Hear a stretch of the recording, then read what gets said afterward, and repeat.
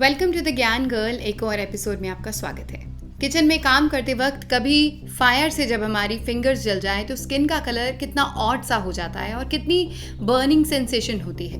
कहा जाता है कि फायर का टेम्परेचर 1100 डिग्री सेल्सियस के अराउंड होता है, उससे ज़्यादा 1300 डिग्रीज तक भी जा सकता है, जबकि और ज़्यादा ऑरेंज या रेड फ्लेम्स होने पर उन्हें और ज़्यादा गर्म कंसिडर किया जाता है। उनका टेम्परेचर 1500 डिग्री सेल्सियस तक जा सकता है। अगर आपको लगता है कि यही दुनिया की सबसे गर्म चीज़ है तो ये धारणा गलत है, क्योंकि आग से भी गर्म है हमारा सूरज यानी सन। दुनिया को लाइफ प्रोवाइड करने वाले सन की गर्मी अगर अर्थ पे ना हो तो यहाँ लाइफ इमेजिन करना नामुमकिन है। और एक एस्टिमेट के मुताबिक सन के सरफेस का टेम्परेचर जहाँ 5500 डिग्री सेल्सियस है, तो वहीं इसके कोर यानी इसके सेंटर का टेम्परेचर 15 मिलियन डिग्री सेल्सियस होता है। ऑल्दो सन यानी सूरज हमारे यूनिवर्स का एक स्टार ही कहा जाता है, जो कि बना होता है मेनली गैसेस और प्लाज्मा से, और इसकी ज्यादातर गैस ऑलमोस्ट 92% हाइड्रोजन ही होती है।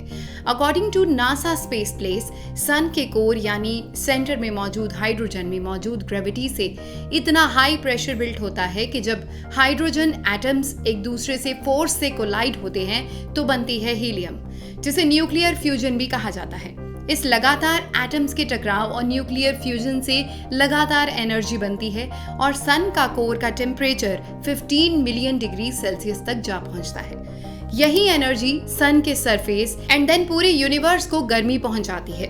The sun is exactly many things, हमारे सोलर सिस्टम का सेंटर और सबसे बड़ा object with a diameter of 1.39 million kilometre और जो approximately 4 to 5 billion years old माना जाता है। सन एग्जैक्टली फ्यू लेयर्स से मिलकर बना होता है।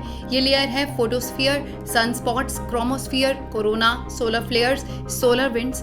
हालांकि प्राइमरली 3 लेयर्स में इसे डिफाइन किया जाता है, जिन्हें कहा जाता है core, radiative zone and then the convective zone. अब हर लेयर की अपनी अपनी हीट पॉइंट्स हैं, एज इन जैसे कोर यानी सन का सेंटर पॉइंट जहां न्यूक्लियर फ्यूजन रिएक्शंस होते रहते हैं, जहां हाइड्रोजन का अमाउंट बहुत ज्यादा है एंड हीलियम भी प्रोड्यूस होता रहता है, वहां का टेम्परेचर 15 मिलियन डिग्री सेल्सियस तक होता है। रेडिएटिव जोन कोर से थोड़ा आउटर की तरफ जहां एनर्जी ट्रांसफर होती है उसे रेडिएटिव जोन कहा जाता है। यहाँ कोर की ये एनर्जी इलेक्ट्रोमैग्नेटिक रेडिएशन और फोटॉन्स के तौर पर ट्रांसफर होती है और यहाँ का टेम्परेचर 7 मिलियन डिग्री सेल्सियस तक हो सकता है। कन्वेक्टिव जोन सन की इंटीरियर की बिल्कुल आउटर मोस्ट लेयर या बिल्कुल बाहरी लेयर को कन्वेक्शन जोन भी कहा जाता है। ये मोड सन की एनर्जी को कन्वेक्शन मोड की तरह ट्रांसफर करता है। ये सन की बाहर से विजिबल लेयर का एक अंदरूनी हिस्सा होता है। यहाँ का temperature approximately 2 million degree Celsius हो सकता है। इस वक्त इस लेयर में टेम्परेचर इतना होता है कि थोड़ा हेवियर एयॉन्स जैसे कि कार्बन, ऑक्सीजन, नाइट्रोजन, आयरन अपने कुछ इलेक्ट्रॉन्स को होल्ड करके यहाँ रख सकते हैं।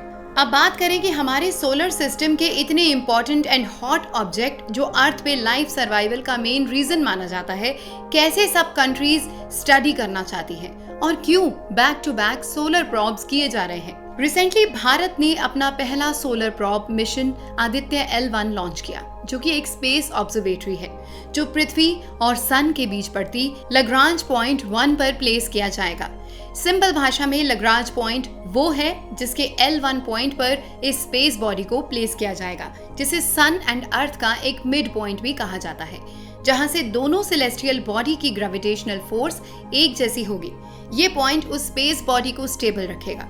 इसरो साइंटिस्ट के मुताबिक इस हेलो पॉइंट पर स्पेसक्राफ्ट को प्लेस करने का एक फायदा ये है कि इससे सन को एक निर्धारित दूरी से अच्छे से ऑब्जर्व किया जा सकता है विदाउट एनी इक्लिप्सेस। अब बात की आदित्य L1 आखिर सर्च क्या कर रहा है। आदित्य L1 की मंशा हर तरह की सोलर एक्टिविटीज को मॉनिटर करना, सन के आसपास के एटमॉस्फेयर और उसके मैग्नेटिक स्टॉर्म्स को मॉनिटर करना और स्पेस वेदर में इसके इफेक्ट को मॉनिटर करना होगा।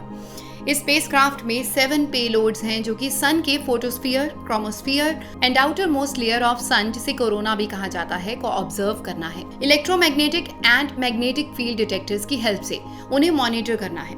L1 पॉइंट पर रह के आदित्य L1 के 4 पेलोड्स डायरेक्टली सन को देख पाएंगे। अब यहाँ पे 2 इंपॉर्टेंट इन्फॉर्मेशन की बात कर लें। इस हेलो ऑर्बिट यानी सन से एक निर्धारित दूरी तक पहुंचने के लिए आदित्य L1 को ऑलमोस्ट 4 मंथ्स का टाइम लगेगा।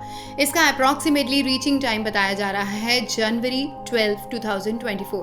अर्थ से इसकी अप्रॉक्सीमेटली दूरी रहेगी 15 लाख किलोमीटर। सन से अप्रॉक्सीमेटली इसकी दूरी रहेगी 148.5 मिलियन किलोमीटर। इस मिशन की ड्यूरेशन रहेगी 5 इयर्स, जो इसका स्टडी पीरियड होगा।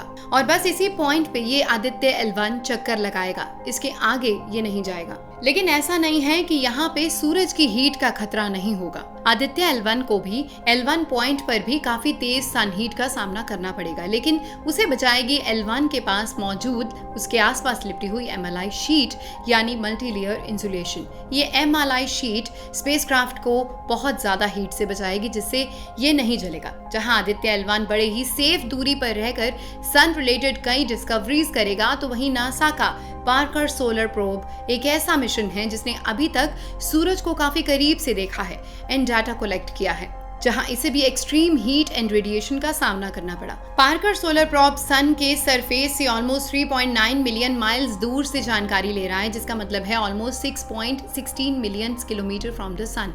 ये सन के कोरोना तक के आसपास की जानकारी ले रहा है और उसे जलने से बचा रहा है।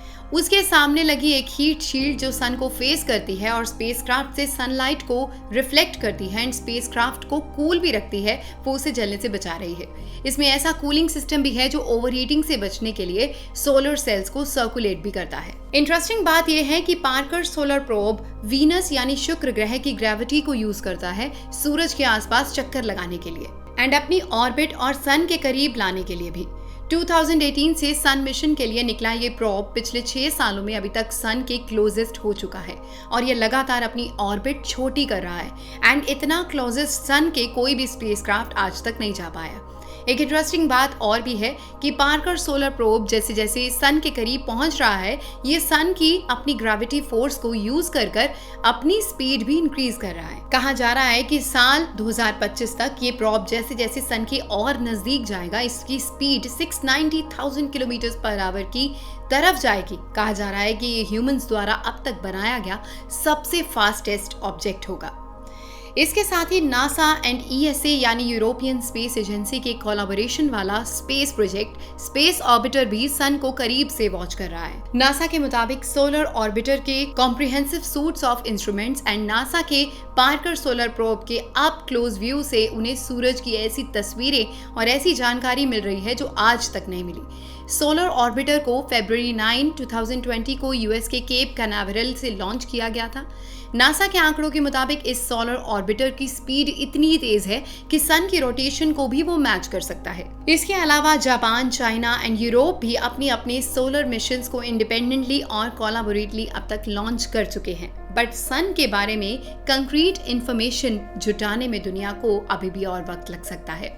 हालांकि इंडिया का ये सन मिशन अभी तक इंडिपेंडेंटली इसरो का अटेम्प्ट था, लेकिन दुनिया भर की स्पेस एजेंसीज इस मिशन को बड़ी गौर से देख रही हैं और यूरोपियन स्पेस एजेंसी ने इसरो को इस मिशन के दौरान लग्रांज पॉइंट जैसे बड़े रिस्की पॉइंट के लिए मदद भी ऑफर की है।